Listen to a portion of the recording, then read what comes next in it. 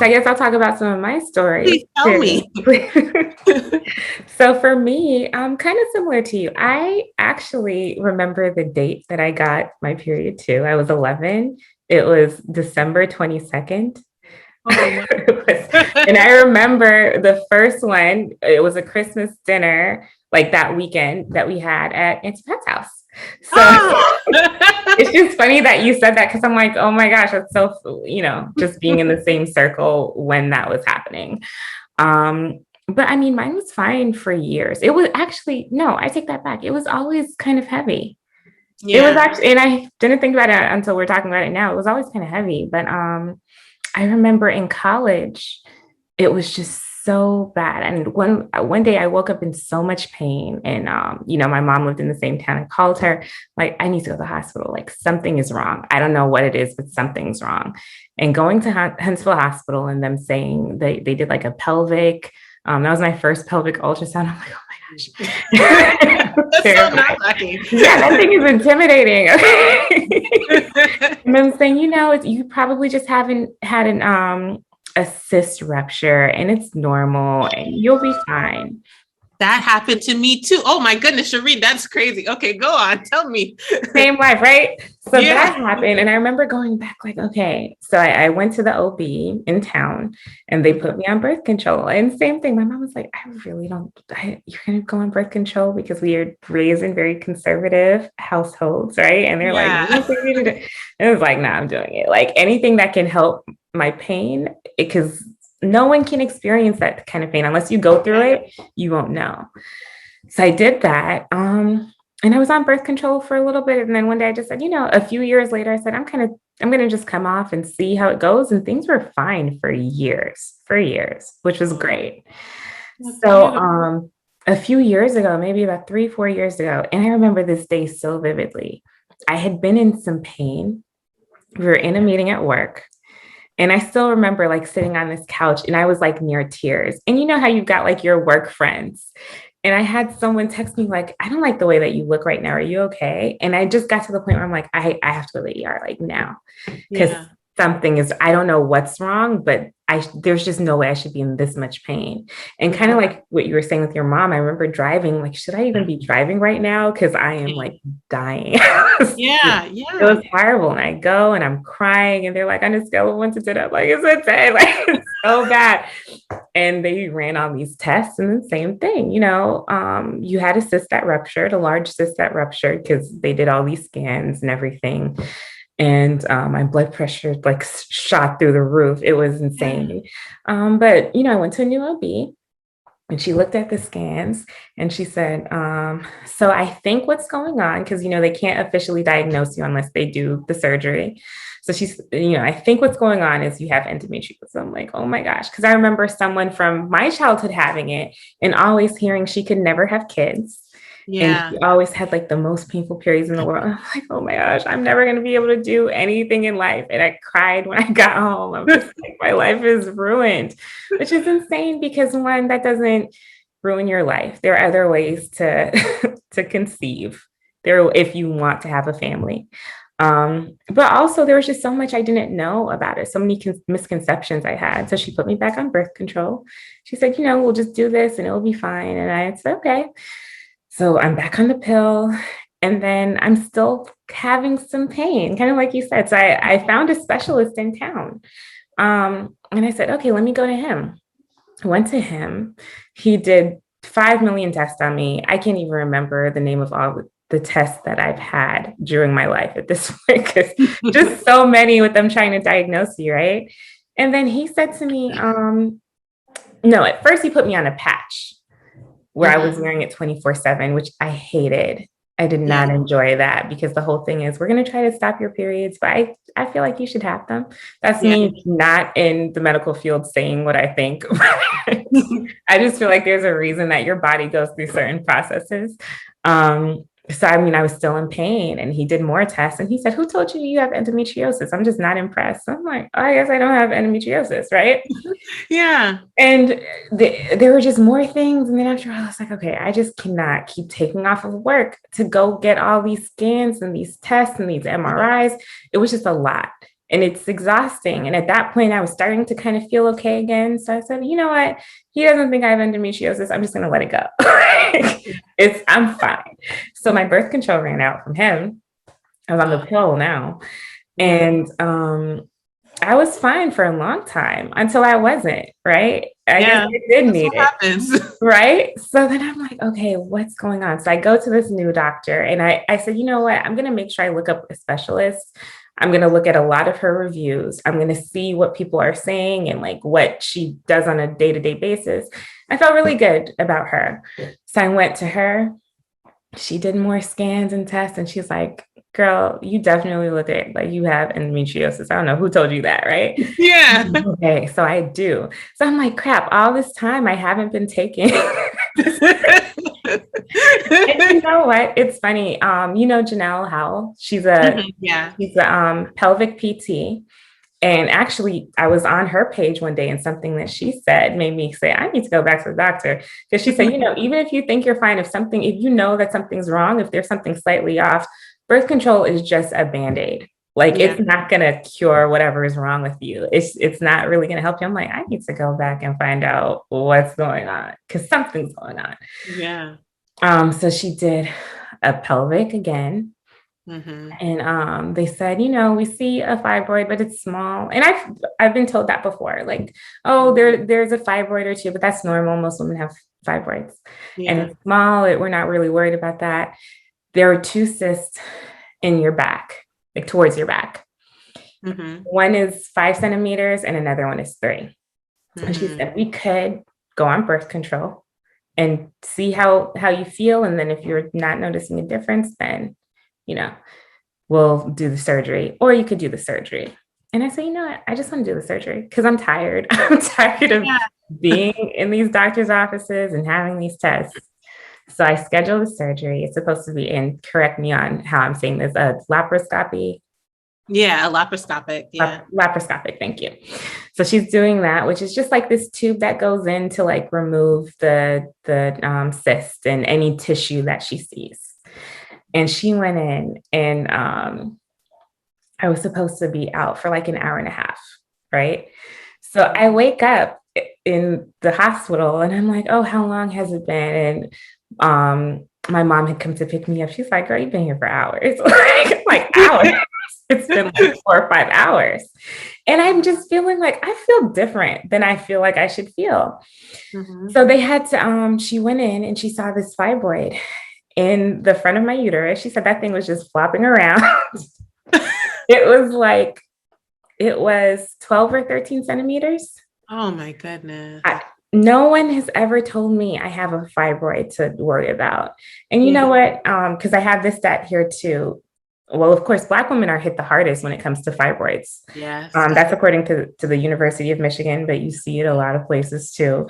And a quarter of Black women ages 18 to 30 have fibroids. Yeah. That's great compared to 6% of white women. Yeah. Yeah. Yeah. So that was unexpected, right? So she does that. And then also she goes in and she sees that the cyst that we saw that looked like 5 centimeters was actually 10. So that was there. And then she said, you know, your uterus was just filled with tissue from the endometriosis. So I had a lot inside of me that had to get cleaned out. That was about a month ago now. It wasn't that long ago. So she had to open me up. She had to cut, you know, I ended up having a myomectomy, which I didn't expect. Wow. Yeah. So that's what's been going on with me. My goodness. I know. Like I said, we just go through a lot as women, a lot of pain. And I'm just thinking about all this time that I've been suffering. Like this probably started when I was a teenager and no one was able to tell me what was going on. So I'm grateful for that. But that's what's happening with me for just hormonal treatment. So yeah. My goodness. That's a lot. And the thing is that when you say that, like, you know, since you've had your period, you've had heavier periods, that was probably the fibroids. Like, you know what I mean? Like, even if the endometriosis wasn't kicking up at that point in time, like the fibroids were probably affecting your, you know, heaviness of your period. Exactly. So, and I also feel, and I don't know if you feel the same way, I feel like in our culture, we don't even talk about periods in a comfortable way. Like a lot of times it's like, oh, don't say that, or you say it around women, but you don't say it around everybody, men and stuff. So it's just one of those things that is kind of a taboo subject. Yeah. It shouldn't be, which is why I wanted to have this conversation because that's insane. It's a health thing. And we're Yeah. just so like, we shy away from it. Or I hear so many men like, oh no, like they'll like whisper period, or, they're just not comfortable with the fact that this is a thing that happens to every woman. Yeah. I don't even think it's just like, like our culture. I think that it's just like in general. Mm-hmm. Which I think is dumb, Yeah. honestly. It's like, and for me personally, I used to like when I like would be cramping and terrible, I'd be like, yeah, Mm-hmm. I'm sick today. I'm not like just sick. And people assume like you have a cold or That's like, so true. like I'm It's sick so today. I'm just true. not really feeling well. It's like, Mhm. no, like my uterus feels like it's about to split in half. I'm Like I'm dying. not I'm like okay. literally feeling like death right now. And Yeah. I have to pretend that I don't. I was talking to someone recently that said she ended up having a hysterectomy. And she was saying, I wouldn't go to work for the whole week. I just say, oh, I'm not feeling well this week. But I just think Yeah. it's really sad that that's kind of the path that we end up taking instead of being able to be very vocal about this disease, honestly, that we have and we don't talk about. And it's one of the most painful diseases like you Mm-hmm. have out there. And so the fact that I think that that's what keeps so many women from, getting their like healing and, whatever else is that, we're not talking about it. Like we're not, discussing it and, giving these like tips and tricks. Cause, even like what you're saying about, Janelle saying like, birth control is a patch. It Mm-hmm. is. Yeah. But there are foods that, help with endometriosis. There are things Ooh, like, can we talk about that a little bit? So, like, what foods? Because now I'm looking at natural things I can do to help in addition to medical drugs. So, what foods are helpful for someone with endometriosis? so there's a lot of herbs. Mm-hmm. For me, raspberry tea Mm-hmm. has been life changing. Even for me, when it comes on to like if I'm PMSing, drinking some raspberry tea mellows me out. Really? Yeah, Raspberry leaf tea, right? yeah, raspberry leaf tea. Okay. And then red clover tea. Hmm. That's another one that's really great. Mhm. I also would do a lot of blackstrap molasses. Now that I'm on birth control, I'm like, I can get rid of that one. I hated it, but it makes such a difference because blackstrap molasses is just so filled with like amazing like minerals and stuff like that, all the good stuff. Mhm. It's really great, like especially when it comes on to magnesium, I believe, is one of the big Mhm. things that it really helps with Okay. for your period. And it would always make a big difference for me. It was just I would already be nauseous and I'd be eating Yeah. this thing that tastes awful. It tastes like a spoon. So like, I hated that. Right. But still there's also like I never really did a lot of like the other diet stuff. Like there's endo sisters all over that really talk about, the foods that they've been eating, like in Mhm. terms of their overall diet, not just like their period specific diet, but like their overall diet that they've changed that has also changed, their that's also changed, their endometriosis and even like exercise and like the Mhm. benefits of exercise when it comes on to endo. And like there's so much out there, but if we don't talk about it, people don't know that they have a problem to even know that they need to go looking for solutions. Right. Yeah. That's a very true statement. I know for me, one of the things that I looked at was Tia Mori because she's got endometriosis. Yeah. So the first time I was told I had it, I went and bought her book because I'm like, I want to see like everything that she's doing. What can I adapt? Yeah. So that's definitely a journey for me. I am bad with the whole plant-based thing, but my ultimate goal would be to be like primarily not 100%, but like 85 to 90% plant-based because I think it would make a big impact on, my health long term. Yeah. And there is a organization Mhm. called Endo Black, and they're literally phenomenal. And Yeah. it started by a lady named Lauren Cornegay, who's Mhm. also another like endo sister. And before there was a lot of ideas or beliefs that a risk factor for endometriosis was being white.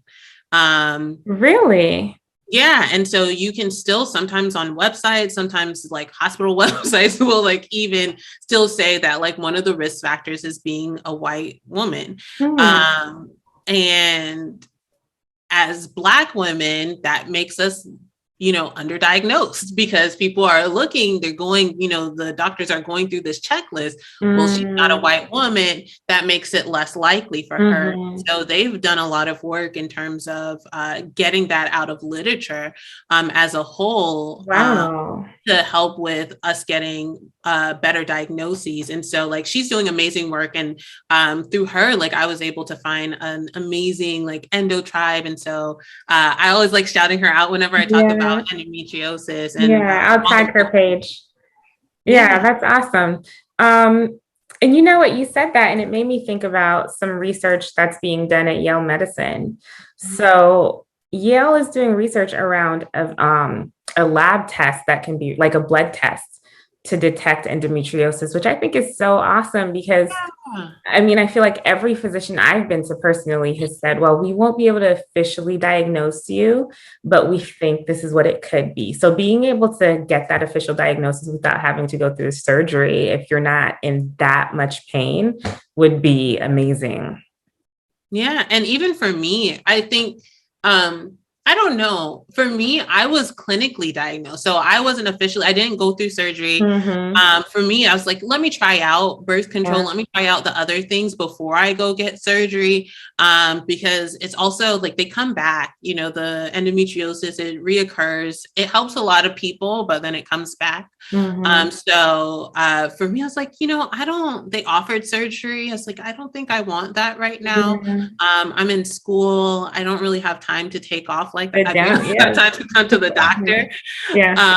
So like I was clinically diagnosed and that was enough for me because I had Mm-hmm. all the symptoms, but having that extra level of surety without having something so invasive, surgery Mm-hmm. isn't something that you undertake like, just all willy-nilly. Yes. It's And not. it's nice that people are putting the research that Yeah. like people are putting the research into something like that. Yeah, it's amazing. I was going to ask you, oh, yeah, I remember. I have a question for you because one of the things that my physician told me was there are two things you can do now. You can either go on birth control or you can have a baby immediately, right?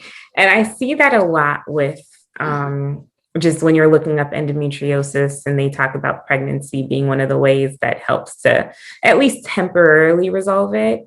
Why is that? Oh, I think that that's a ridiculous thing to Okay. that's not a treatment. Like, yeah, realistically, it does help Okay. for most people, not everybody still. Some people they pop Mhm. out that kid and it's back to square one. But Gotcha. like I said, for my mom, she had 13 and a half years of reprieve, or I guess probably close to 14 years of reprieve, Mhm. but it came back and it came back with a vengeance. Interventions. And it's happened, for other people within my family and outside of Mhm. my family where it comes back. But I think that it sounds a little silly to tell people Okay. like, you're Have a like baby. yeah, just have a baby. Yeah. What is how does that come out of your mouth and you feel Right. like, yeah, that was good. Good Yeah. job, doc. Mhm. Like, I don't That's know. too funny. Okay. Thanks for saying that. Okay. What should women be asking? Like, if you think that you might have endometriosis, what should you be asking your OB? Oh, I think the first question is, do you think that I have endometriosis, like that I could have endometriosis? Mhm. And they may say like, no. And if they say no, well, why not? I have knowing the symptoms. It's like, well, I Mm. have this symptom, this symptom, this symptom, you know, why do you think I wouldn't have endometriosis? And also knowing that endometriosis is not linear. Like none of these like women's health issues, like Mhm. fibroids, PMDD, PCOS, endometriosis, they're Yeah. so interconnected because you end up finding so many women with like so many of them. Like Mhm. there's an interconnectedness to it, and realizing that it's not a linear thing. And just because like your story doesn't sound like my story and mine Mhm. doesn't sound like yours, Mhm. but we both like end up at the same place. And Right. so realizing that if you think that something is wrong, like letting your doctor know and asking the questions of like, well, if you don't think that that's the case, well, why not? Mhm. And they'll then have to like really give you like build the case on it. Right. Okay. Brittany, thank you so much for taking the time to talk to me. This was such an amazing conversation. I appreciate you. How can people contact you if they're interested in your firm for process improvement within healthcare? Yeah, well, you can check me out on LinkedIn. Okay. So it's like LinkedIn slash I think in slash the clinic doctor. The name of my consulting firm is the clinic doctor. Mhm. Or you can also just go straight to my website, which is www.clinicdoctorconsulting.com, and Okay. you should be able to find me either way. Thanks so much, Brittany. Again, this has been amazing. I'm so incredibly proud of you. Also, I should have said this in the beginning, double HBCU grad, because you Yes. went to undergrad and grad school for HBC. So it's amazing to see what you're doing right now. And I wish you the best. I can't wait to see how your business continues to grow. Thank you, Shireen. I appreciate it. Thanks for having me. I've loved it. I've enjoyed the conversation thoroughly. Amazing. Thanks. Bye.